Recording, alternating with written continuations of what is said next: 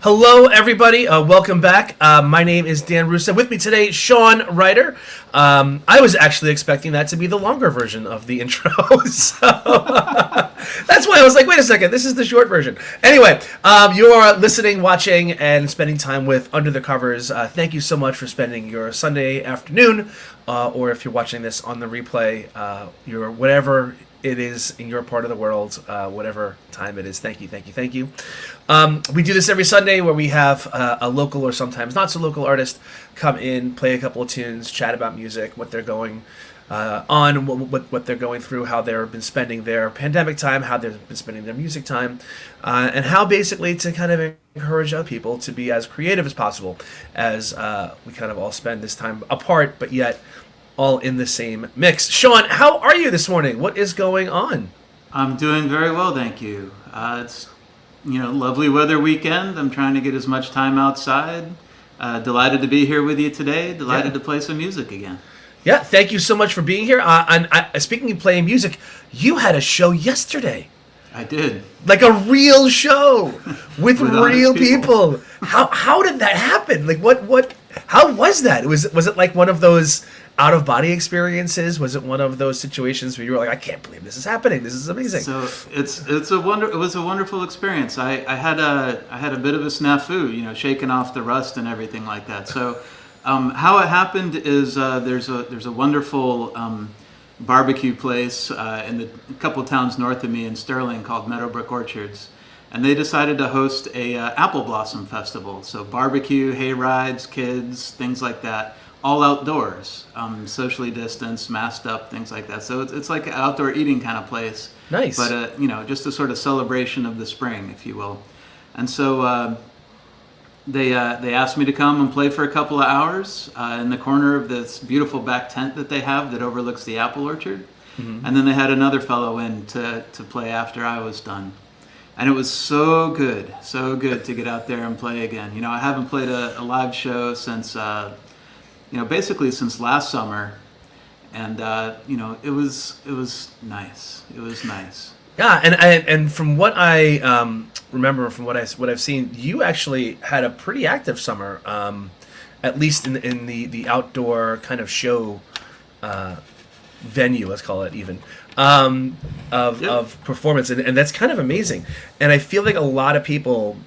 For at least a lot of people who have been guests on this program, that it was complicated and difficult to kind of spend last summer not playing, and you spent last summer playing, which is wonderful and which is great.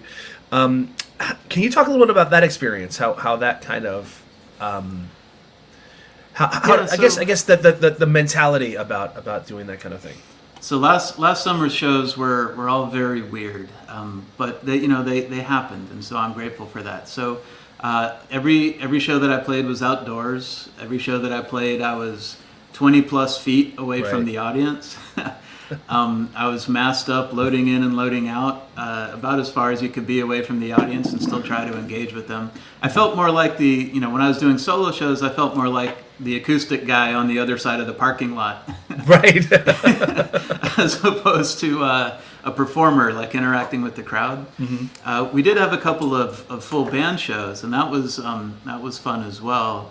But it was definitely the kind of thing where we were about as remote as possible from the crowd in order to minimize risk of exposure, right? Sure. So it was just a weird experience. I mean, I remember playing shows like that at the All Asia Cafe, but that was because nobody came to see me. That was just everybody was on the other side of the room. I've had that experience too. But that's kind of awesome, and that's fantastic. Have you found? I know that there's definitely extremes, and there's a spectrum of a kind. Have you found yourself more creative during the time that you have now, or less creative, or someplace kind of flipping back and forth as a songwriter? So yeah, to be completely honest with you, my creativity has been essentially nil for almost the entire pandemic shutdown. I think I've written one song total, and I try for 20 a year, and so this wasn't my most productive time. My day job is that I'm a scientist. I'm a professor at at a university in biochemistry, and so I got really sucked into the pandemic and trying to understand it, trying to help spread information about it that was meaningful, trying to use whatever skills I had in the research world to see if I could make some kind of difference there. Yeah. And that took away from my creative time, if I'm honest. The other big deal for me is that my marriage ended during that time, and so I spent a lot of time talking to marriage counselors and divorce mediators and looking for a place to live and things along those lines. Wow. And so there was a lot of huge upheavals for everybody in this past year, and I guess my life is no different either. So yeah, it definitely took away from my music making, if I'm honest. Yeah, no, and I appreciate your honesty. I'm sorry that you had to go through that. I was going to bring up the professor thing because I don't think I'm going to insult anybody or be mistaken. You probably are the smartest person we've ever had on this show. Oh, wow. And I feel especially somebody who has your job basically,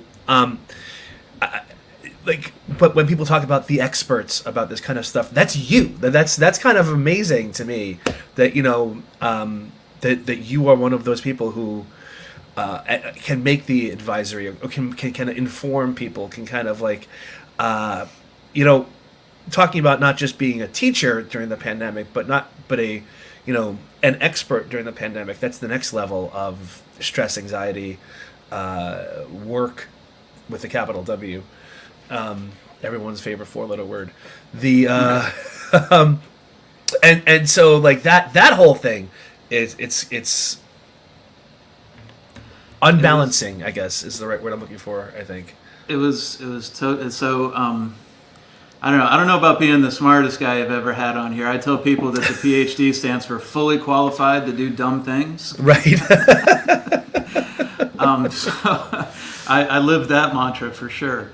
But I'm not a virologist, but I've had a long-standing interest in RNA viruses and in RNA in general. And so between this virus being an RNA virus and the vaccines that were developed by BioNTech and Moderna being RNA vaccines, I've been able to let my experience and understanding of those fields help others. And so basically, the university where I work shut down, like most universities did at the dawn of the pandemic, to limit spread, and we were all stuck working remotely. And it was very hard to run an experiment when you're working remotely. And so I spent the first part of my pandemic, trying to get as educated as possible about coronavirus epidemiology, how it spread, reading new papers as they came out.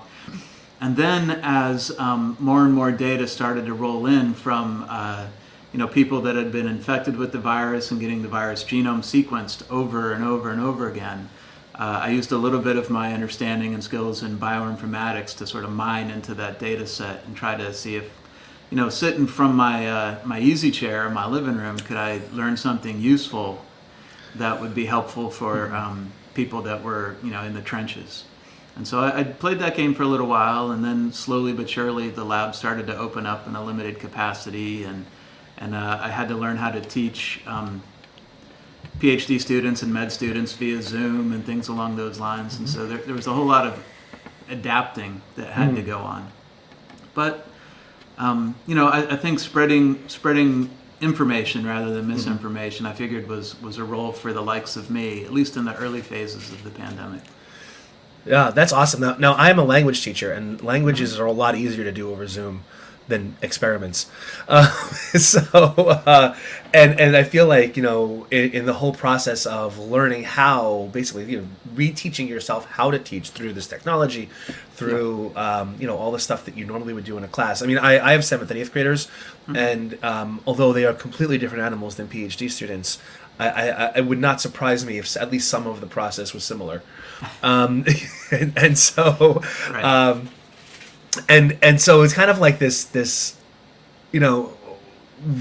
reinvention, and I appreciate how you're throwing yourself into the research and stuff, in order to help people, and I think that's really wonderful and really, really cool. So nice job, well done. Thank you. Do you want to play a tune for us? We'll start off. Sure. Yeah, cool. Sure, I'll play a song. So, like you said, I'm a singer-songwriter primarily, and often solo. I perform original music, but this is under the covers, and I love performing cover songs too, especially from my favorite songwriters. I feel like I learn a lot from them when I sing their songs. And so this first song I'm going to do is called "For the Sake of the Song." It's about songs and songwriting, and it was written by Hayes Carl, who's perhaps not as well known as he should be, songwriter out of Texas. If you're nobody's business, you're front page news, folk rock country, Delta blues. Tell your truth however you choose, and do it all for the sake of the song. Yeah, hitchhike and bus ride and rental cars, living rooms, coffee houses, rundown bars. 10,000 people alone under the stars, and do it all for the sake of the song. There's the man who wrote "You're cheating heart." He's lying through his tooth, and he plays it on a stolen heart that's soaked in 100 proof. There's the one who might be happy, but for the writer's curse, and she lost the crowd's attention by the 42nd verse. It's the traveling salesman, the girl next door, the empty room to the third encore. Less is less until more is more, and do it all for the sake of the song. And there's the young man on the marquee. He's the son of some well known, and his father bought the tour bus so he could strike out on his own. And there's a brooding contradiction. Yeah, he's holding Van Gogh's ear, and he taped it to his guitar in the hope someone will hear. His black berets and nudist suits, next big thing, we're getting back to your roots. High tops, flannel, and duct tape boots, and do it all for the sake of the song. There's the mystic, and there's the legend, and there's the best that's ever been. And there's the hope of a generation who won't pass this way again. There's the record deals, the train seals, puppets on a string. They're all just trying to figure out what makes the caged birds sing. It's lights, camera, on with the show. Lifetime to get ready, now go, cat, go. Where all heads, hell, nobody knows, and do it all for the sake of the song. If you're nobody's business, front page news, folk rock country, Delta blues. Tell your truth however you choose, and do it all for the sake of the song.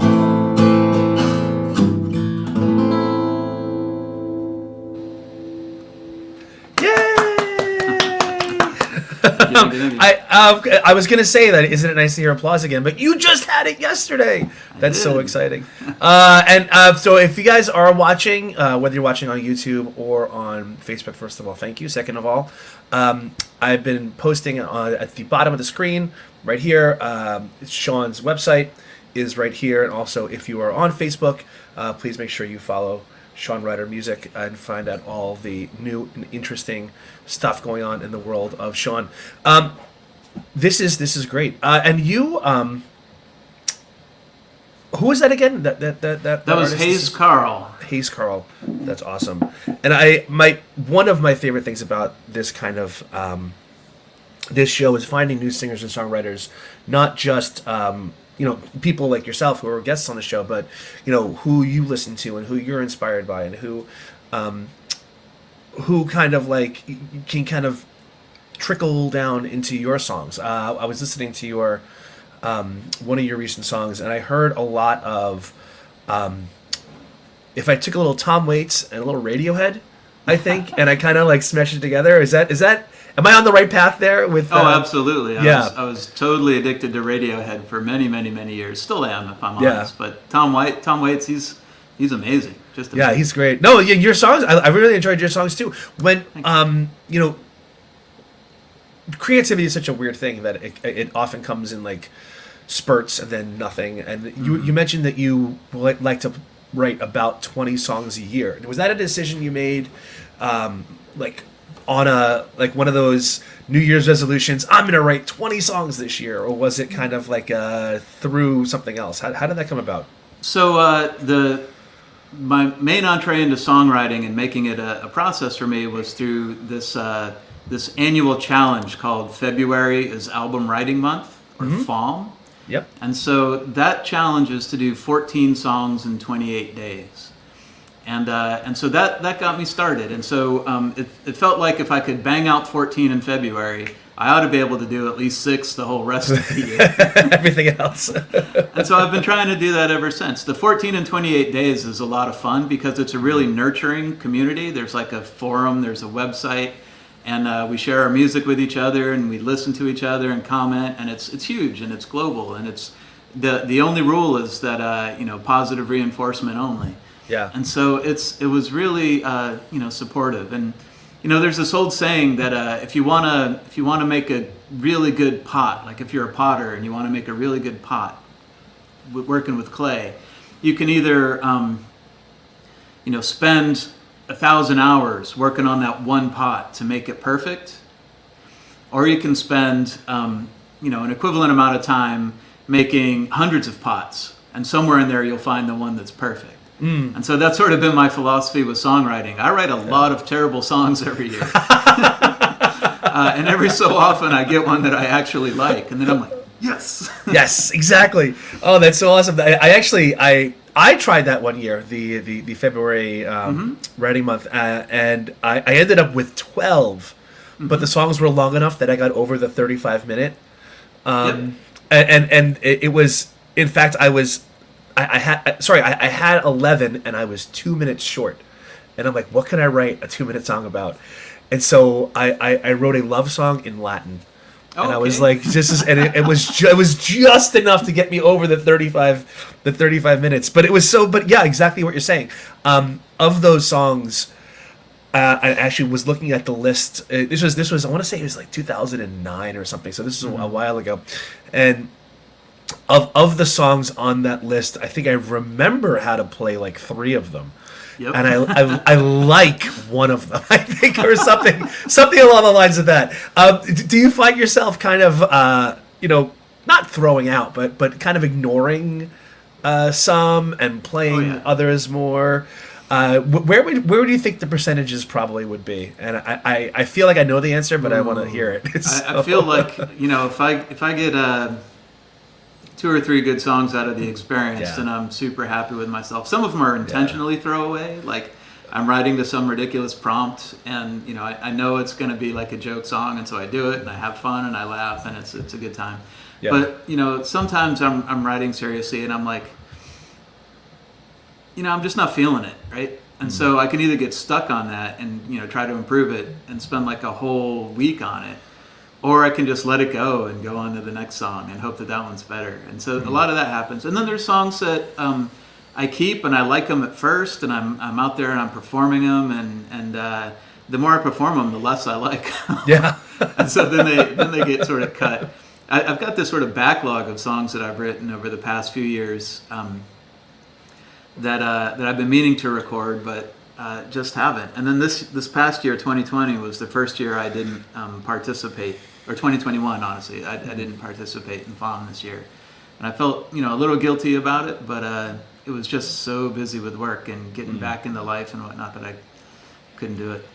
Yeah, and I really enjoy that kind of prompt. I think you mentioned prompt before, as oh yeah, I can write a song about that. Like even if it's one of those throwaway song or joke song, you know, it's like that muscle you forgot you had almost. It's like, oh, I could write a song about an antenna. Sure, it's like it's and it's and all the next morning, you wake up and you're like, oh yeah, that hurt, but it was worth it, kind of thing, and I really enjoy that. Do you often find yourself when you are writing, even with a prompt, do you see your songs as stories or as reflections on you? Because I know I mentioned the Tom Waits thing and the Radiohead thing, and they're phenomenal, craftspeople of stories and art. So where do you see yourself in that, I guess? I love story songs. I've always been a big fan of story songs. I try to write songs with an arc to them, with a story behind them. Like I come up with a story in my head and I try to tell it. I think about it that way. It's good and it's bad, right? I think if you can write a song that has some vagaries to the story, you can connect with a broader audience. But I kind of like just telling a soul-crushing story if I can, and putting it out there. I love that. Do you have a soul-crushing second song for us, or is this one a happy one? What is the? This is more of a this is a more reflective kind of song. I think it's got its happy moments and its sad moments. This is a song by RYDER, written by Conor Oberst, another one of my favorite songwriters. And the song, I first became aware of it when it was covered by Gillian Welch and David Rawlings for a YouTube video that they had, and I just like, wow, what a great song. And they had it mashed up with the Neil Young song, and it was fabulous. And then I went back and I listened to the original. I'm like, wow, that's so cool. And so I've started singing that and adding it into my shows, and I just love it. It's called Method Acting. There's no beginning to the story. Bookshelf sinks into the sand, and a language learned, forgotten, turned study once again. It's a shocking bit of footage viewed on a fuzzy TV screen. You can squint at it, the snow and static, to make out the meaning. Keep on stretching that antenna, hoping that it will come clear. I need reception, higher message. Please tell me what to feel, 'cause I don't know what tomorrow brings. It's alive with such possibilities, but I know that I feel better when I sing. Burdens are lifted from me. That's my voice rising.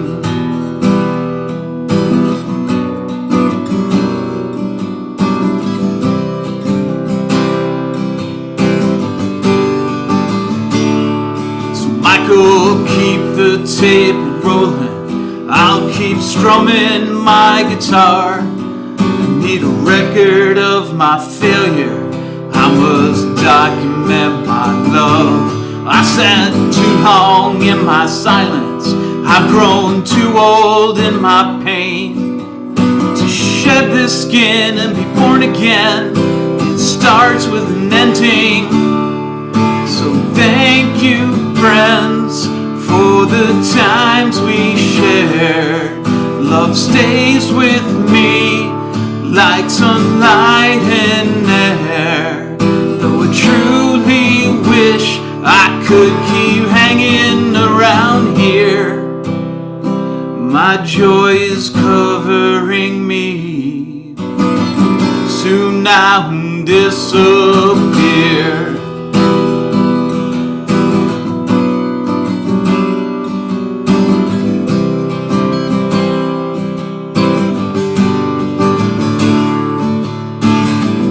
It's not a movie, no private screening. This method acting, I call it living. It's like a fountain, the door is open. We have a problem with no solution but to love and to be loved. So I've made peace with the falling leaves. I've seen their fate in my own body. Won't be frightened when I'm awoken from this dream and return to that which gave birth to me.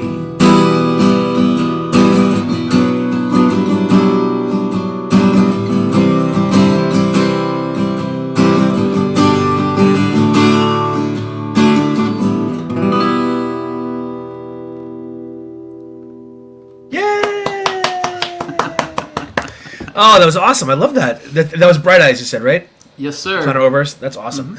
And so once again, as Sean was playing, I put I'm so close to getting that right. You know, there. That's where it has to go. Okay, yeah.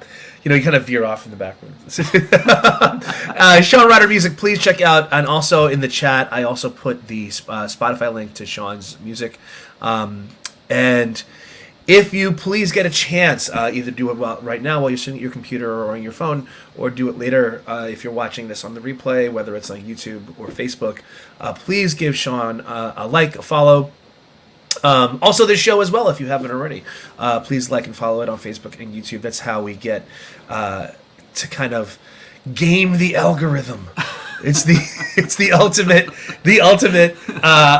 try to get, to use what Mark Zuckerberg's brilliance against him to figure out how to to just angle it enough that instead of seeing advertisements for some crazy bike or there was a million treadmill advertisements and pants advertisements. That's what I get usually, treadmills and pants. But you can also get advertisements and notifications for this show, for Sean, for music in general, I guess is the right way to put it. And also, we are also on Twitter. And it's WEMF covers on all of them. Sean Ryder Music on all of them as well. Sean also, interestingly, as we mentioned before, is a genius and has his own separate. I work with RNA and I'm trying to save the world. Twitter, you can follow him there as well. So if you search it up, be prepared to find both. Is there a way that you find where you're teaching, you're professoring, your science brain comes through in music, or do you find them different parts of you that you can kind of like scratch that itch individually? Honestly, I keep them pretty separate as far as the thought processes go. When I'm working on a problem in the lab, it's like you're using your analytical side as much as possible. You're trying to solve a problem. You're trying to design an experiment that gives you one answer, to a specific question, and it's really it's a lot of troubleshooting. Like if the experiment's not working, what went wrong, what can be fixed, what can be changed.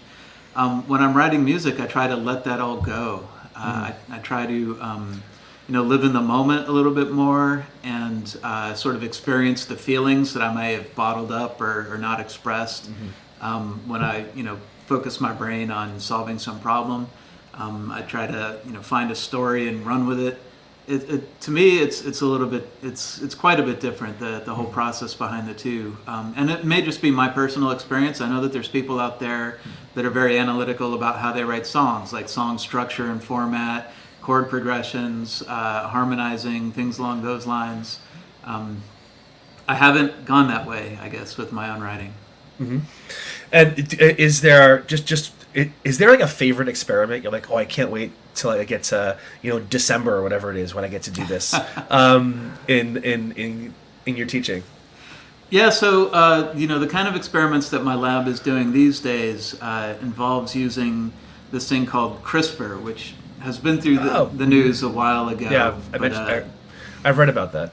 Yeah, so it's this really cool way of doing genome editing.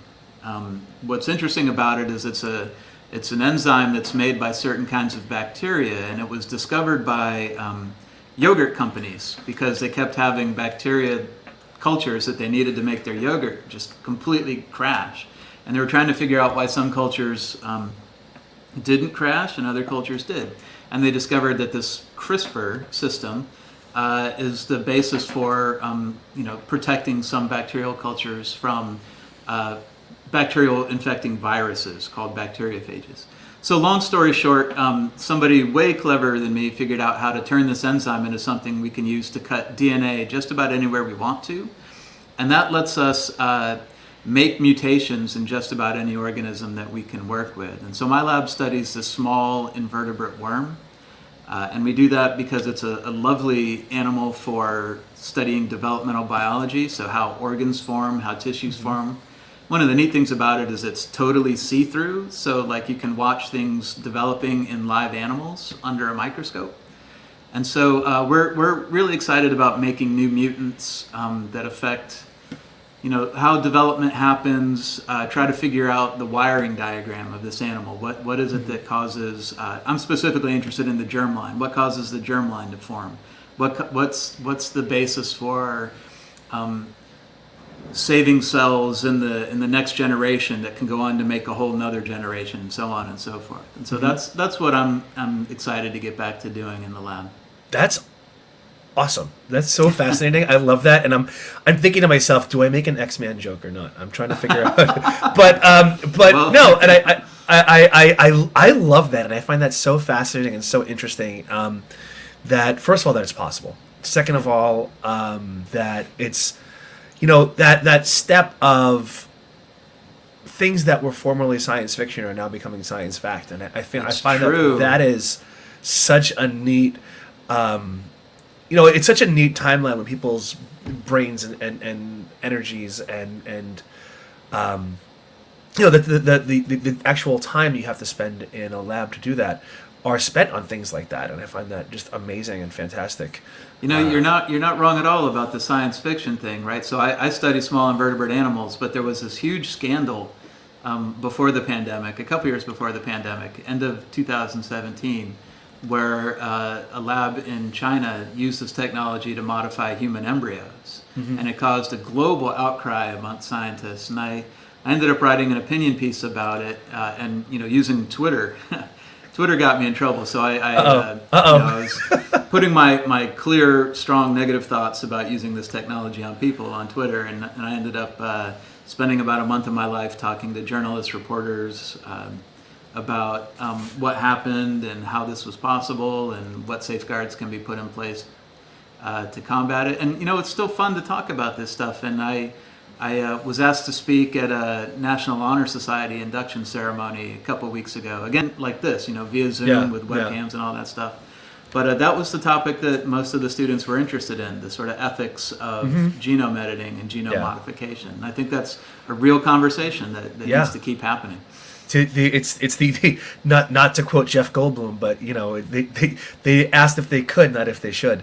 Exactly. And it's just unbelievably fascinating. Now I am my dad was a science teacher, so I feel like in the back of my language encoded brain up here, I have some science kind of math part in the back there, the analytical thing, and it's not just for the human triumph, I think is the right word, of kind of being able to do these things, but also just how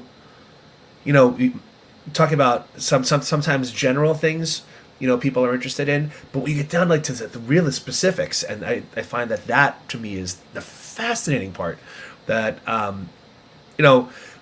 we can change XYZ. That's one thing. But when you get to like just listening to you just now about you can see through it, and you can see like, and that's really, really cool. That's amazing. I love that part of science. It's wonderful. Were you always kind of like math, science in school growing up, or in your family? How did that? I'll ask the science part now, and then you can play a song, and I'll ask the music part after that. Yeah. So I got interested in science in high school. I was always an avid reader growing up. My dad was an engineer, not really a scientist so much, but he was in the military, in the Air Force. He was an airplane mechanic, and then he was an engineer for defense contracting firms after he got out. At least until the recession of the 80s. My mom was an office worker until she went back to nursing school when I was in college, actually, and became a nurse. So there wasn't really a history of academic science or even graduate or even college education in my family. But I got super interested in high school, and I did it for a couple of reasons. One is I really loved the hard science fiction books. And so I was reading these books and like fascinated by just all the things that were possible, or all the dreams that people had about what the future could be like, and like how would that be possible. And my favorite author was Isaac Asimov, who would write these great hard science fiction. Turns out he had a degree in biochemistry as well, although I didn't realize it at the time. And not only did he write the science fiction, but he wrote a lot of essays, like popularizing science, writing science for the lay audience, and I thought that was really cool. And then I had a really good high school biology teacher for an advanced placement biology class, and I was hooked after doing my first experiment in that class. I'm like, wow, this works, right? This works. This really works. And so when I went off to college, I knew I wanted to go into science. Ended up in biochemistry eventually as the best fit for me. And then when I started working in a lab in college, I looked at my advisor, the professor whose lab I was working in. I'm like, he's got the best job ever. Right? Because he gets to design all these experiments and go talk to people every day. And I didn't realize about all the other, he's like a full-time college student, right? Right. But I didn't realize all the other things that went along with it at the time. But I knew at that moment that was the career for me, even though it meant graduate school and postdoctoral training, and then ultimately, I think I was 30-ish before I was able to get a real job. Yeah, it's and all that time and all that energy. Obviously, you're getting phone calls from journalists because you're the guy. It's so. I think in a certain way that hard work does pay off, I guess. It does. Yeah. Do you have another song for us? Let's go there, and then we'll come back to the music part afterwards. Sure. Again, on the theme of my favorite songwriters, I'm going to sing a song by Jason Isbell. He wrote this song when he was in a band called the Drive-By Truckers. And this song... love Jason Isbell. Yeah, right? It's so good. I saw him like 4 times before the pandemic struck. I can't wait to get back out there. Anyways, this song is called Decoration Day, and it's about Memorial Day. It's about the original flavor of Memorial Day, but it's also a really cool story song. And so this is the cover.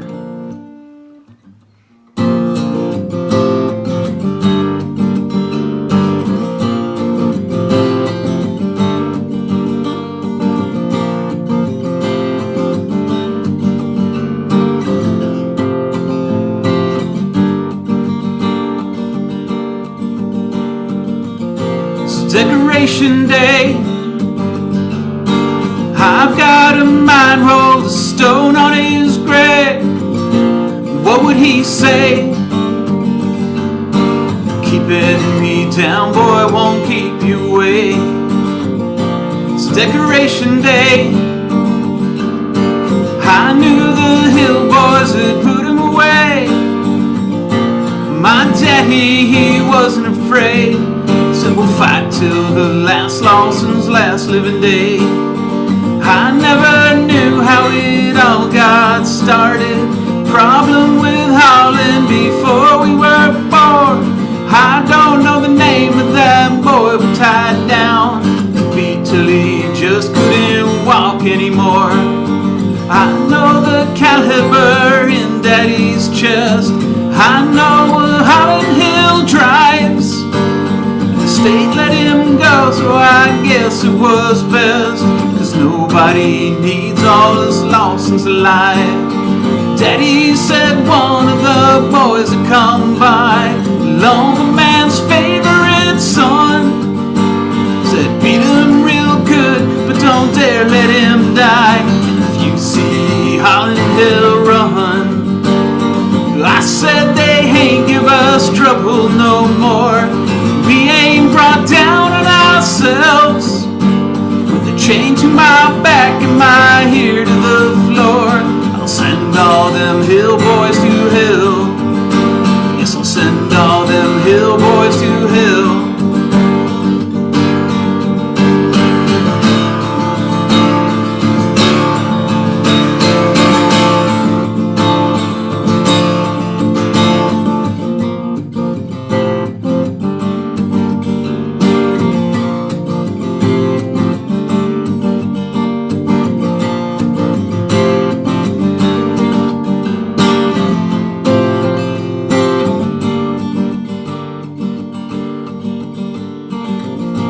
Decoration Day. I've got a family in Mobile Bay. They never seen Daddy's grave. That don't bother me, it ain't marked anyway. 'Cause I've got dead brothers in Lauderdale South. I've got dead brothers in East Tennessee. My daddy got shot right in front of his house. No one too far home but me. It's Decoration Day. I've got a mind to go spit on his grave. If I's a hill, I'd have put him away. And I'll fight till the last Lawson's last living day. Yes, I'll fight till the last Lawson's last living day. Yes, I'll fight till the last Lawson's last living day. Yay! You know what's so funny about Jason Isbell is it's one of those things where I've always known about Jason Isbell, but through Drive By Truckers and when he started his solo career, and I was never like, I was like, oh yeah, he's okay. And then I went to see up in New Hampshire at what's the outdoor. Meadowbrook. Yeah. I saw. I actually was going to see Frank Turner because Frank Turner was the opener. Mm-hmm. And then I was there. You were there. Awesome. It was such a great show. Great show. Oh man. And at halftime, I'll call it halftime. After the opener, I ran over, to get an autograph from Frank Turner. He's like, you have to go back and listen to this guy. He's really good. And so we went back and listened to it, and I was like, wow, this guy's really, really good. Not just a little bit good. He's really, really good. Because at the time, the only song I really, really knew was 24 Frames. Mm-hmm. And just listening to he has, they call it tattoo lines, that one line in a song that everybody's like, that's the best line ever, I'm going to get that tattooed on my body. But he has so many in almost every song, and it's just like, it's fantastic. I love it. So now we can talk about the music part of I know that you kind of consider yourself kind of a little more country Americana, kind of in that whole kind of Jason Isbell vein of music. Was that something you grew up listening to? Was that a college experience? Was that, No, I came around to that later in life. I grew up listening to a variety of different music. Like my dad was a big music fan, and had like the reel-to-reel players and all the LPs and stuff like that. So. But he was big into outlaw country, and so I grew up listening to Waylon and Willie Nelson, Hank, the Hanks, and in the Merle Haggard, things like that, Dolly Parton, 70s country too, and it was good, but it wasn't my scene when I got into school, and the kids were, I was a 80s kid, right? So we're listening to to pop music, and then I got into hair bands real Of course. big, and when I was Def Leppard, Guns N' Roses, Motley Crue. Yeah. Oh yeah, all that stuff. And so that's what I listened to in high school, and then when I went off to college, it was the dawn of the grunge age, so Nirvana and Alice in Chains and things like that. So I was big into that. And when I was learning how to play guitar, it was so I could stand up in front of a stage with like Floyd Roses and long flowing locks and tight leather pants and all of that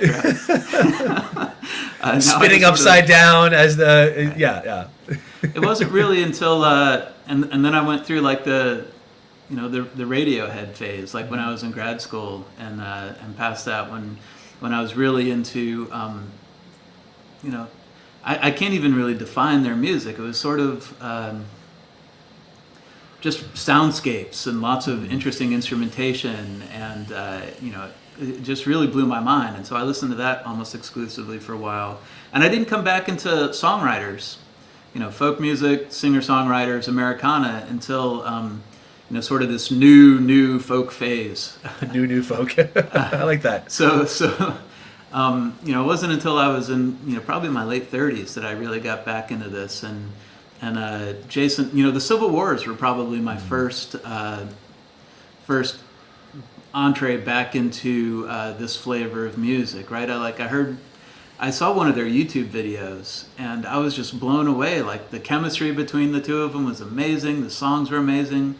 I really, felt the connection with what they were writing, and so that sort of turned me on to acoustic music again, and I started going out listening to as many different performers as I could, and then I found Gillian Welch and Jason Isbell right about the time that Southeastern came out, and I was hooked. And then I started getting back into performing again and writing songs. You asked a little bit about my history in music. I played. I started learning how to play guitar in middle school. I played like in the garage punk bands and whatnot when I was in high school. But my real joy at the time was singing, and I was in choirs. I was like in my high school choir, and then the high school select choir. And when I went off to college at the University of New Hampshire, I performed in the concert choir there for every year I was there, and it was an amazing experience, traveling all over, singing with others, learning how to control my voice a little bit better. Those days are kind of over. But then I went to graduate school, and I performed for exactly one semester in a choir in graduate school. Like, there was a professor who got a hold of my CV and saw the choir all over it, and he's like, "Oh, you've got to join the New Haven Chorale. It'll be great for you." And so I did, because I thought I had to. And we performed some Mozart piece, and it was like 2-3 hour rehearsals a week. And I was a first year graduate student, and I'm like, I got to pass my classes too. Right. You know what I mean? And so I dropped out of it about 6 months in, and then I didn't perform at all for like 10, I want to say like 15 years. Wow. Yeah, I didn't touch the guitars, I didn't perform, I didn't do anything. And it was sort of rediscovering acoustic music and songwritery kind of things that got me back into playing again. And then I got on to, I started playing again. I started trying to perform the songs I was hearing. I started going out to the local music haunts and hearing local performers and just really reconnecting with music. I think I was just so stressed out about work and family and life and everything that I was missing something, and that something was music. Right. And so getting back into it, I eventually started playing again, and then I got the itch to perform again. And so I ended up going on Bandmix, which is like online dating for musicians. Okay. And a fellow, swiped right on me, reached out to me, and we started, we met up a few times. We started performing together, like at farmers markets and things like that, learning each other's songs and playing them. And then I got clued into this FOM thing, and the rest is history. I just got totally stuck on it again, and now I can't imagine life without it. Yeah, it's amazing how I talked about before about how, oh, I forgot I had that muscle, and it's like, oh yeah, no, this is a really important part of how I can breathe well, Yeah. Yeah, Mary's right. Yep, 100%. Thanks, Mary. That was, yeah, and exactly that. And I've actually was thinking as I was listening to you, did you as you were playing guitar, maybe performing, is there some drawer in your house with a million pedals from when you wanted to be like Radiohead, and now you have like one acoustic guitar? You're like, this is all I need. I am a literal embarrassment when it comes to the amount of gear that I have. I'm the living embodiment of how many guitars do you need? Just one more? Just one more. Just one more. There's nothing like moving out of my house and into this new place to really understand the depth of my problem. People ask me how many guitars I have, and I say we don't ask questions like that. No, that's like asking somebody's weight or their age. Right? Yeah, no, yeah. It's an embarrassment. I have way more than one acoustic guitar. Yeah. And then there's the ukuleles and the mandolins and the electric guitars, and I think I have 4 or 5 pedal boards. Oh, wow. That's none amazing. of which I use, right? Right. I went into one of those. I got for the band that I'm in, the country cover band that I'm in. I play electric guitar and I sing the male vocals, and there I'm running through like one of those digital rack mixer thingies, and so it's all, every sound that I ever could have made with any pedal board, I can make about 95% as well just by bringing one box with me, and That's everything's amazing. all preset, and right, so I just like have this little MIDI controller, and it's ridiculous, right? Like if I had this thing when I was a high school student, it would have been over. Like I would have been like dreaming up new tones for days. Yeah, well, I'm glad you didn't, because that way you wouldn't have been able to examine the see-through worms. But yeah, no, I feel like this is this has been such a great time. Thank you so much for being here. This is amazing. I'm so glad. I feel like, and this is one of the other great things that I'm selfishly, I'm finding great things about doing this kind of conversation every Sunday is, first of all, I'm meeting people who I know, but I'm actually, I think you and I probably have 90 mutual friends on Facebook, but I can't remember having a conversation with you, and this has been so lovely and so wonderful, and it was so nice to get to know you and be able to share your music and a little bit about you with everybody who is watching. Whether you guys are watching on YouTube or Facebook, please make sure you're liking and subscribing. I feel like that's one of the things that they keep telling you have to repeat over and over again. So I just do what they tell me sometimes. It's been an absolute joy to be here and to have a conversation with you finally, right? It's like you were saying before, we're all slaves to our algorithmic overlords. So we've got millions of musician friends that we network with, and what that means is like we like their posts when they're talking about their music, and they like ours, and every so often you share it or you're commenting, Every once in a while, you get to actually see them perform live or in a show, or you get invited to do something like this, which is just a true joy for me, a wonderful thing. Well, it's a joy for me, and I'm sure for everybody else watching as well. You have one more song to kind of finish us out with? I do. Awesome. I do. And this is, I get a kick out of performing songs from my youth acoustically for the audience. And this was a song I was asked to cover a couple years back, or a year or so ago, as part of a cover song challenge. I get asked to participate in cover song challenges from time to time. And so this is the cowboy acoustic country cover of Lionel Richie's Hello.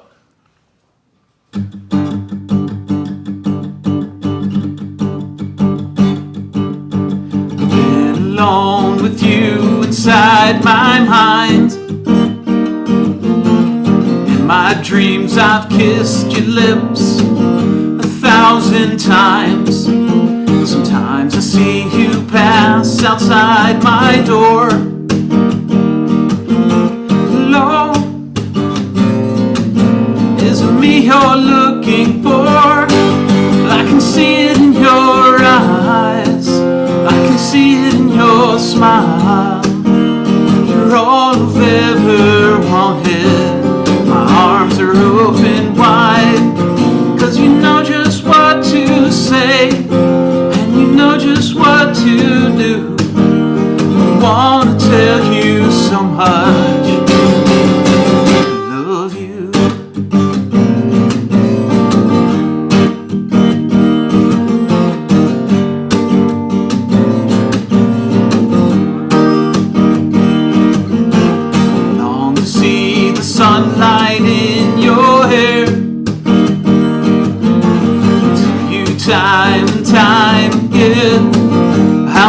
much I care. Sometimes I feel my heart will overflow. Lord, I just gotta let you know. So I wonder where you are, and I wonder what you do. Are you somewhere feeling lonely? Someone loving you? Tell me how to win your heart, 'cause I haven't got a clue. But let me start by saying I love you.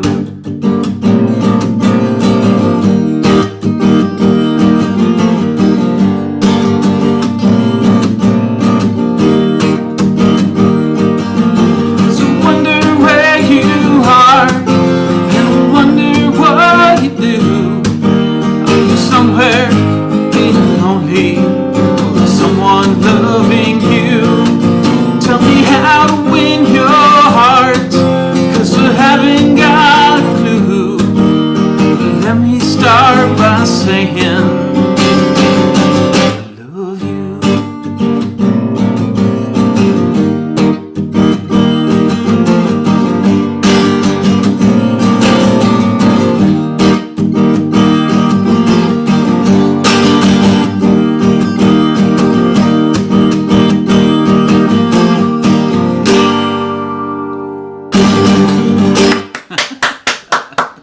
Yay!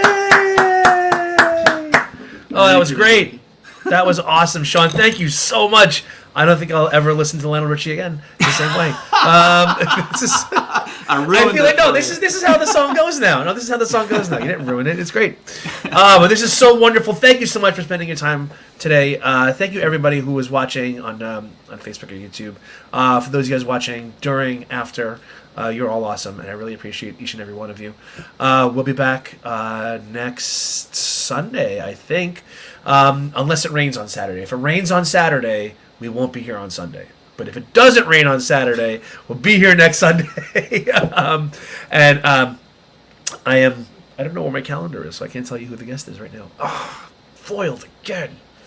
Oh, man. I hate when that happens. However, I'm going to guess. I'm going to go out and I'm going to guess that it's going to be Christian Colgrove. I think it's going to be Christian Colgrove. So I'm excited about that. So this is Under the Covers. That was Under the Covers. I'm Dan Russo. That's Sean Ryder. Sean, thank you so much for being here once again. As Teddy, the dog, is now like totally doing the whole. Let's go. Come on. We gotta go. I'm gonna end the broadcast. Sean, you hang out for a little bit. It'd be really cool. Yep. All right. Thank you, everybody. Have a lovely rest of your day.